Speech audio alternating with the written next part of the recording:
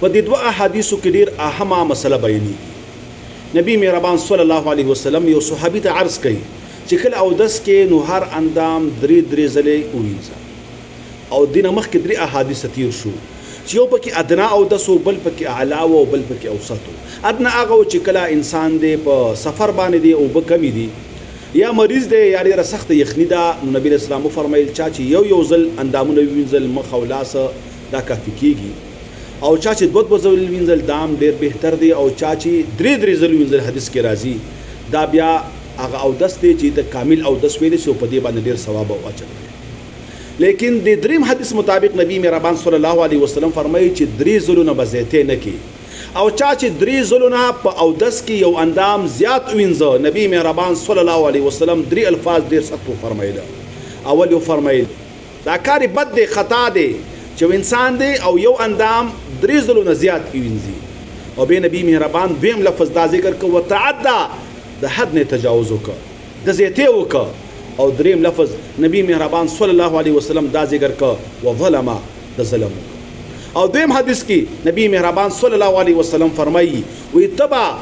اسراف نه کې په اودس کې، اگر کته یو نهر باندې چې هغه اوبه بهیږي او کثیر مقدار سره دی او ستا په یو چونګ راخیستلو سره هغه اوبه کمیږي نه بلکې هغه اوبه هغې ته دوباره غورځېږي. دلته یو اهمه خبره هغه دا ده، نن سبا اکثره خلکو سولري لګولې دي، شمسیانې لګولې دي، او د هغې د وجې نه د ورځې چې کله نور را ګرم شي نو مشین به ولګوي، اوبه به جاري شي او اوبه به بهیږي په کور کې هم او بار په پټو کې هم، او د اوبو اسراف به کوي. دا واوره چې کله په اودس کې یو اندام د درې ځلو نه زیات نه دی وینځله، او دا نبی مهربانو فرمایل اصابت دی وکړله،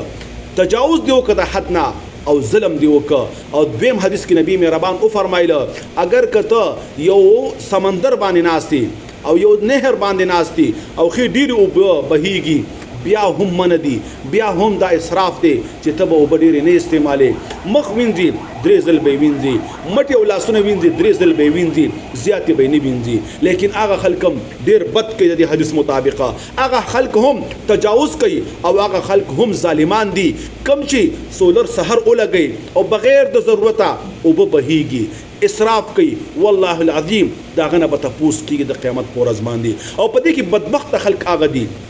چې هغوی خو نیک اعمال کوي، حلال رزق خوري، حلال روزي خوري، عمرې او حجونه یې کړي وي، او مخکې صف کې مولا وي، تبلیغ تمزي د قرآن په درس کې مکینی او اعمال ډېر بهتر وي، او عند الله د هر عمل مقبول وي، لیکن د قیامت په ورځ چې د سره حساب کیږي او دا د ګریوان نه نیولې کیږي په دې ګناه باندې چې د سولر لګولې و، د شمسي لګولې وه، لسو بجو نه والا تر 4 او 5 پورې مازدیګر چې نور تیز و د اوبه بهیدلې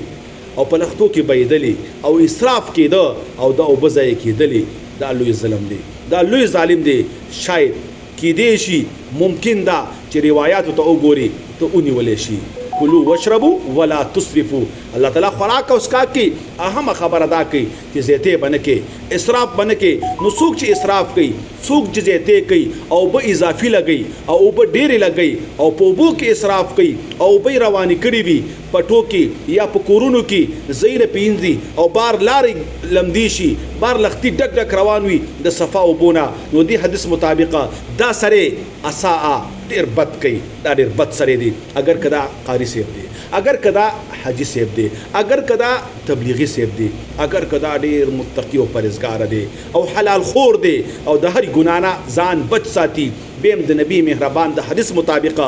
اسا ډېر بد وکړل. دویمه خبره نبی مهربان فرمایي تا تجاوز وکړه تعدى، او دریم نبی مهربان صلی الله علیه وسلم فرمایي ته ظالمي. نو لوی ظالم دی هغه کس چې سولر لګولې، شمسي لګولې ده او د اوبو استعمال کې دا پابندي نه کوي او زیاتې کوي، لہذا خپل ځانونه پوهه کوي، ځان هوښیاران کوي، د خپل آخرت په بربادۍ کې خپل او خپل بچي مه هلاکوي. قو انفسکم و اهلیکم نارا، رب العالمین فرمایي خپل ځان او اهل عیال د اور نه بچ کوي.